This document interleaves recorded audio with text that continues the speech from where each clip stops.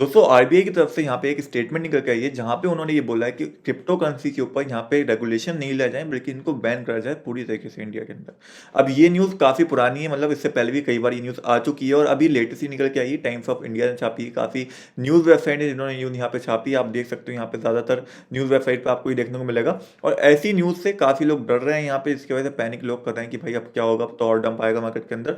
तो इसका क्या इंपैक्ट पड़ सकता है वो हम थोड़ा सा समझेंगे, साथ ही ये न्यूज़ का कितना सही है कितनी गलत है वो मैं आपको थोड़ा समझाने की कोशिश करूंगा, ताकि आप लोग यहाँ पे पैनिक न करो और ऐसी न्यूज़ से आप नहीं डरो। साथ ही यहाँ पे बिटकॉइन का भी अपडेट लेंगे हम, जो बिटकॉइन को लेकर मार्केट के अंदर चीज़ें चल रही हैं, क्या अपडेट है यहाँ पे, अभी सपोर्ट बिटकॉइन ने बनाया, क्या ऊपर की साइड मूव कर सकता है, सब यहाँ पे समझने की कोशिश करेंगे। सबसे पहले न्यूज़ के बारे में बात करते हैं। तो बेसिकली यहाँ पे हुआ क्या है, बेसिकली जो यहाँ पे आप देख सकते हो टाइम्स ऑफ इंडिया की तरफ से भी न्यूज़ आई है।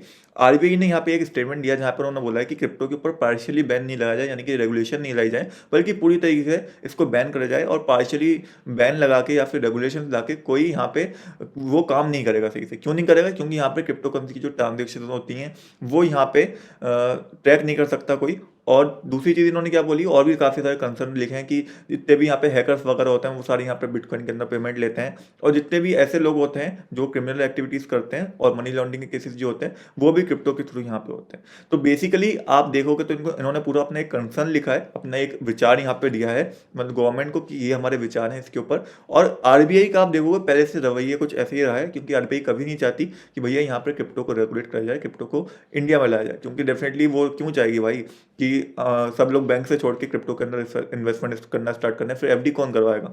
तो यही चीज़ है जो यहाँ पे आरबीआई बेसिकली चाहती है।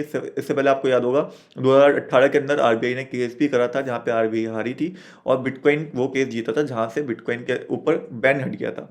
तो उसके बाद से आरबीआई ने कभी भी एक्सेप्ट नहीं करा है कि बिटकॉइन, मतलब सीरियस नहीं बोल पाती आरबीआई कि हम बिटकॉइन एक्सेप्ट नहीं करेंगे, लेकिन आरबीआई ने कभी भी यहाँ पे साइड नहीं ली है बिटकॉइन की और हमेशा से गलत न्यूज़ दी है। लेकिन मैं आप लोगों को बोलना चाहूँगा कि ऐसी न्यूज़ से घबराने की कोई ज़रूरत नहीं है। पहले भी ये न्यूज़ बहुत बार आ चुकी है, आप यहाँ पे देखोगे। और मैं आपको यहाँ पे हिस्ट्री दिखाऊं थोड़ी सी जाके, ये न्यूज़ आप देखो कितनी बार यहाँ पे आ चुकी है। ये लगभग 30 जून की न्यूज़ है जहाँ पे RBI plans it's on crypto currency propose crypto law many ban bitcoin and Dogecoin. ये देख सकते हो आप यहाँ पे 30 जून की ये न्यूज़ है, जहाँ पे इसके कुछ समय बाद मार्केट थोड़ी सी डिप करी थी। अगर मैं आपको बिटकॉइन का चार्ट दिखाऊं उस समय का, 30 जून की बात है, ये देखो यहाँ पे आप देखोगे ये था लगभग लगभग, ये जुलाई की बात आ गई, ये 30 जून थी, यहाँ पे थी 30 जून, ये आ गई। 30 जून के बाद प्राइस थोड़ा डंप करा था, फिर उसके बाद बड़ी रिकवरी देखने को मिली थी। तो ये न्यूज़ बेसिकली क्यों होती है दोस्तों, ये न्यूज़ इसलिए होती है ताकि मार्केट के अंदर पैनिक फैले, लोग यहाँ पे बाय नहीं करें और लोग अपने लॉन्ग्स को यहाँ पे ओपन नहीं करें। अभी आप लॉन्ग शॉर्ट का रेशियो देखोगे तो यहाँ पे आपको साफ दिखेगा कि ज़्यादातर लोग शॉर्ट कर रहे हैं और आधे लोग यहाँ पे लॉन्ग ओपन करके बैठे हैं। अगर ये रेशियो ऐसे ही रहता है तो ना प्राइस ज़्यादा ऊपर मूव कर सकता है ना ही ज़्यादा नीचे मूव कर सकता है, क्योंकि फिर एक्सचेंजेस को और बड़े बड़े लोगों को यहाँ पे नुकसान हो जाएगा। सिंपल स्ट्रेटेजी है। तो यहाँ पे ऐसी न्यूज़ लगातार लाई जाती है। आप देखोगे जब भी मार्केट टॉप पे होती है तो आपको सब पॉजिटिव न्यूज़ मिलेंगी कि भाई ये हो रहा है, यहाँ पे ये हो रहा है, ये हो रहा है, ये हो रहा है, ये एक्सेप्ट कर रहे हैं, ये एक्सेप्ट कर रहे हैं, सब पॉजिटिव न्यूज़ मिलेंगी। क्यों मिलेंगी? क्योंकि जो बड़े बड़े वेयर्स हैं वो छपवाते हैं वो न्यूज़, वो नहीं चाहते कि आप लोग वहाँ पे टॉप पे जाके सेल करो, क्योंकि अगर आपने वहाँ पे सेल कर दिया तो वो लोग वहाँ सेलिंग नहीं कर पाएंगे। क्यों नहीं कर पाएंगे? क्योंकि उन्होंने वहाँ पे सेल करा तो मार्केट पूरी तरीके से खत्म हो जाएगी। तो वो चाहते हैं कि आप वहाँ पे होल्ड करो, वहाँ पे लालच में आओ, वहाँ पे आप होल्ड करो और वो लोग वहाँ पे सेल करें और मार्केट ज़्यादा वहाँ पे ना गिरे। उसके बाद जब उनको बाय करना होता है तो वो लोग क्या करते हैं, यहाँ पे न्यूज़ चलाते हैं कुछ इस तरीके की, जैसी क्रिप्टो बैन को लेकर न्यूज़ आ रही है, आरबीआई की तरफ से स्टेटमेंट आ रही है, ऐसी न्यूज़ छपवाते हैं पैसे दे दे के, जहाँ पे बड़े बड़े इन्वेस्टर्स जो हैं वो खुद का अपना इन्वेस्टमेंट कर रहे होते हैं और दूसरों को भगाते हैं मार्केट से, भैया आप इन्वेस्टमेंट मत करो, मार्केट से भागो, अपना लॉस खा के जाओ। इसी वजह से कभी भी जो भी नॉर्मल इन्वेस्टर होते हैं, जो नए लोग होते हैं मार्केट के अंदर, वो फायदा यहाँ पे नहीं ले पाते हैं और लॉस खा के इस मार्केट से चले जाते हैं, क्योंकि यहाँ पे जो मैनिपुलेशन है वो बहुत नेक्स्ट लेवल की होती है। तो यही चीज़ आपको यहाँ पे समझनी चाहिए। मेरा ये मानना है कि आपको होल्ड यहाँ पे करना है, सिर्फ सेल नहीं करना, बल्कि मैं तो बाइंग करने का देखूंगा डेफिनेटली। जब भी ऐसी कोई न्यूज़ आती है मैं तो बाय करने का उस टाइम पे सोचता हूँ। शॉर्ट टर्म में मार्केट डेफिनेटली नीचे जा सकती है इस न्यूज़ की वजह से थोड़ी सी, $40,000 तक, लेकिन लॉन्ग टर्म में इसका कोई इम्पैक्ट नहीं पड़ने वाला। लॉन्ग टर्म में बिटकॉइन को 70-80 हज़ार डॉलर जाना है तो जाना है, उसका कोई इम्पैक्ट यहाँ पे नहीं दिखेगा आपको बिटकॉइन के ऊपर। तो पहली चीज़ तो ये थी, इस न्यूज़ से आप डरो मत, कोई भी ऐसी बैन वगैरह नहीं आ रहा, बल्कि रेगुलेशन की डेफिनेटली बात करी यहाँ पे गवर्नमेंट। एक कंसर्न यहाँ पे रखा है आरबीआई ने अपना, जो हमेशा से रखती आई है आरबीआई, तो उससे हम आपको डरने की अभी कोई यहाँ पे ज़रूरत नहीं है। बाकी यहाँ पे अगर बिटकॉइन का थोड़ा सा एनालिसिस मैं आपके सामने करूँ और बिटकॉइन का करंटली प्राइस देखूँ, एक चीज़ मैं और दिखाना चाहूँगा, ये न्यूज़ जब आई थी तो उसके बाद आप देखो कुछ समय बिटकॉइन दबा रहा, उसके बाद ज़बरदस्त पंप हमें देखने को मिला था। तो ये न्यूज़ जो लोग डर रहे हैं उनसे ज़्यादा अच्छी मुझे लग रही है न्यूज़ की। न्यूज़ आई है डेफिनेटली, यहाँ कुछ टाइम प्राइस दबेगा लेकिन उसके बाद फिर हमें एक अच्छी रिकवरी भी देखने को मिलेगी।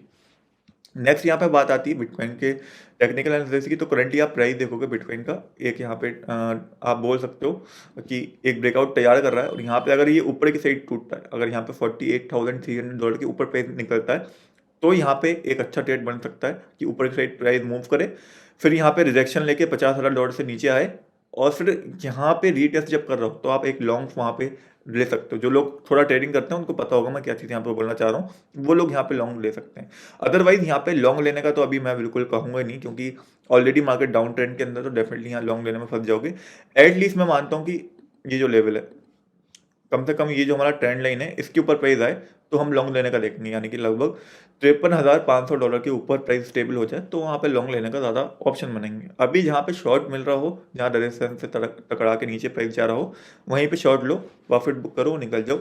लंबे समय के लिए मत रखो अपने ट्रेड को। सबसे ज़्यादा इंपॉर्टेंट स्ट्रेटजी है ये ट्रेडर्स के लिए जो ट्रेड कर रहे हैं क्रिप्टो मार्केट के अंदर। तो ये सिंपल चीज़ हो गई। बाकी जो इन्वेस्टमेंट करना चाहते हैं, डेफिनेटली अच्छा टाइम है इन्वेस्टमेंट करने का, अच्छा खासी मार्केट गिरी हुई है, बट एक बार में कभी भी अपना पूरा इन्वेस्टमेंट मत करना। जिन लोगों ने ऑलरेडी बाय करा है वो सिर्फ यहाँ पे होल्ड कर सकते हैं और कोई ऑप्शन उनके पास नहीं बचता है। अब यहाँ पे शॉर्ट टर्म टाइम फ्रेम के अंदर माफ कीजिएगा, लॉन्ग टर्म टाइम फ्रेम के अंदर मैं बिटकॉइन को सपोर्ट वाइज देखूँ, तो मैंने आपसे एक चीज़ शेयर करी थी, शायद दोपहर भी शेयर करी थी, यहाँ पे हमारे पास डेली एमए का सपोर्ट है। अगर आप देखोगे यहाँ पे लगभग इस लेवल पे सपोर्ट है एमए का, $47,000 पे ऊपर जा चुका है ये थोड़ा सपोर्ट। अगर इसके प्राइस कल तक ऊपर रहता है, यहाँ $47,000 के ऊपर रहता है प्राइस, और अगली कैंडल इसके ऊपर खुलती है, तो आप मान सकते हो कि हाँ प्राइस के अंदर अभी जान बची है और प्राइस अभी ऊपर की साइड मूव कर सकता है। लेकिन अगर प्राइस इसके नीचे रहता है करके डेली कैंडल क्लोजिंग के बाद भी, तो यहाँ पे हमें हो सकता है कि $40,000 का लेवल आराम से देखने को मिल जाए। बाकी घबराना यहाँ पे नहीं है, सबसे इंपॉर्टेंट चीज़ यही है। कोई भी न्यूज़ आए, मैं तो सबसे ज़्यादा खुश होता हूँ अगर ऐसी न्यूज़ आने लगती है, तो मैं समझने लगता हूँ कि हाँ एक छोटे से करेक्शन के बाद अब जल्दी ही हमें मार्केट रिकवरी भी देखने को मिलेगी। क्योंकि जब सबकी उम्मीदें खत्म होंगी जब तो पंप आएगा यार। उम्मीदें खत्म कर रहे हैं ये लोग तुम्हारी, जब उम्मीदें खत्म होंगी तभी पंप आएगा। तो आज की वीडियो नहीं, उम्मीद करता हूँ वीडियो हेल्पफुल रही होगी। मिलते हैं कोई वीडियो में, तब तक के लिए।